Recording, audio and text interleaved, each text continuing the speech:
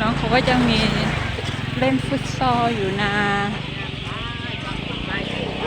80 บาท34ใส่ไม่ได้จ้อยพวกนี้จะใส่34ใส่ไม่ได้จ้อยไซส์เล็กไซส์เล็กมากไม่ว่าตัวเองตัวใหญ่เลยพอเสื้อผ้าไซส์เล็กแม่มาเดือนตุลาก็ใส่พร้อมแม่เลยแม่อยู่ที่นี่ประมาณ3 อาทิตย์ก็ไปฟุตซอลก็มีนะคะฟุตซอลไม่มีเสื้อไม่มีเสื้อยีน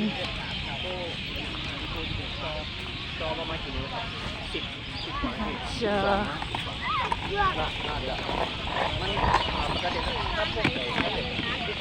มีตะกร้อกำลังเตะตะกร้อกระเป๋า